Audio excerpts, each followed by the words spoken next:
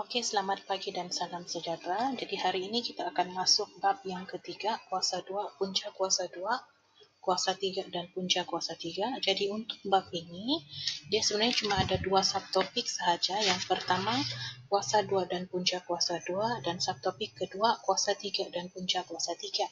So, pada hari ini kita akan habiskan terlebih dahulu subtopik yang pertama, kuasa 2 dan punca kuasa 2. So, sebagai pengenalannya, mari kita belajar dulu apa yang dimaksudkan dengan kuasa 2. So, kuasa 2 ini adalah mana-mana angka yang mempunyai simbol kuasa 2. So, ini nih, kalau kamu lihat, dia adalah simbol kuasa 2. Simbol kuasa 2. Okey. Ini nih dia adalah simbol kuasa 2 yang mana kita letakkan pada mana-mana nombor. Sebagai contohnya di sini ada 4 kuasa 2, kita sebut sebagai 4 kuasa 2. Ini 3 kuasa 2. Ini negatif 5 kuasa 2. 0.58 kuasa 2. 3/2 kuasa 2. Negatif 1.2 kuasa 2. Dan ini kita sebut sebagai negatif 1/5 kuasa 2. So, kalau kamu perhatikan, ini,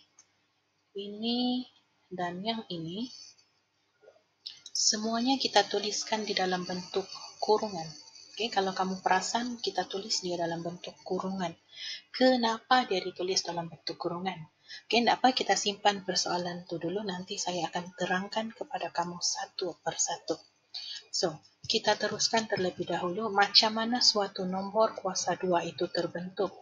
Okay, nombor kuasa 2 itu terbentuk apabila dua angka yang sama kita darabkan.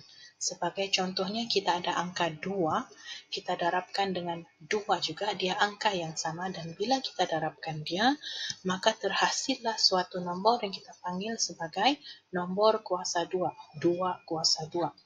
So, sebagai contohnya, katakan kamu ada 3 kali 3, nomor yang sama kan? So, dia akan jadi 3 kuasa 2. Dan katakan kamu ada nombor negatif.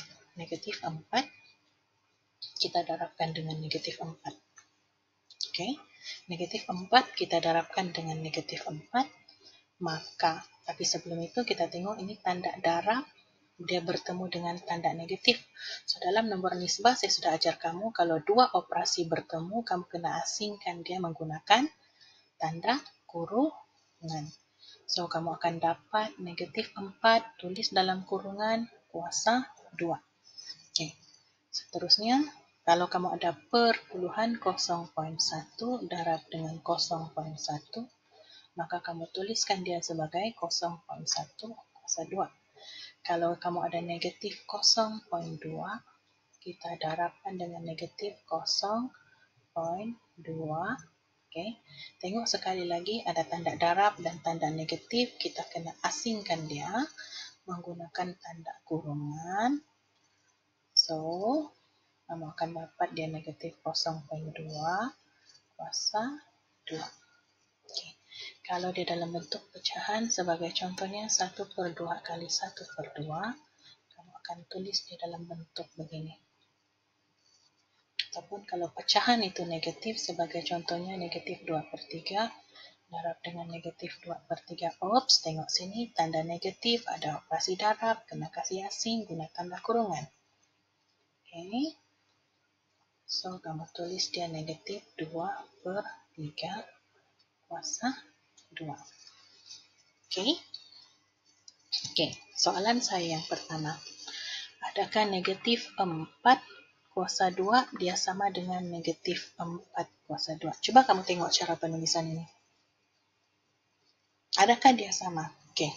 Jadi kita tengok kalau cara penulisan di atas ini, negatif 4 kuasa 2, maksudnya ini negatif 4 akan berulang 2 kali kan? Okay. Kita tulis sama dengan, so kita tengok cara penulisan yang ini kuasa 2 hanyalah milik 4. So, tanda negatif dia single, 4 kali 4.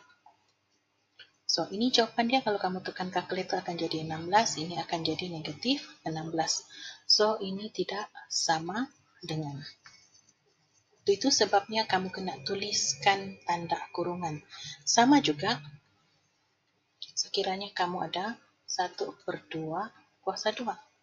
Adakah dia sama dengan 1/2 kuasa 2? Tengok ni, cara penulisan dia berbeza ya. So, ini maksudnya 1/2 kita kali dengan 1/2. Yang ini, kuasa 2 ini cuma milik 1. Jadi hanya 1 sahaja yang darab 1 dikasih kuasa 2, manakala 2 ini kekal. Maka ini jawapannya 1/4, ini jawapannya 1/2. Adakah dia sama? Tidak sama. Jadi, kamu kena berhati-hati dengan cara penulisan kamu. Mesti mau hati-hati. Okay? Sebab cara penulisan berbeza, jawapannya pun akan berbeza. Okay. Sekarang kita tengok songsangan kuasa 2 kepada pendaraban nombor. Sekiranya kamu diberikan 10 kuasa 2.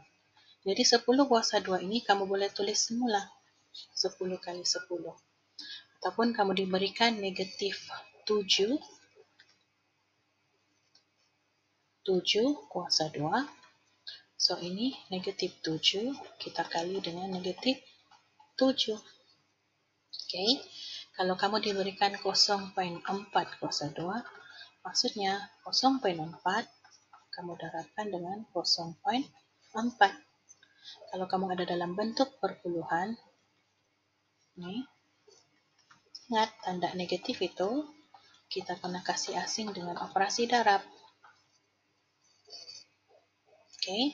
Lepas tu kalau kamu ada 1/10 kuasa 2, yang 1/10 kita darabkan dengan 1/10. Dan contoh yang terakhir, kalau kamu ada negatif 3/5 kuasa 2, so dia sama dengan negatif 3/5, kita darabkan dengan negatif 3/5.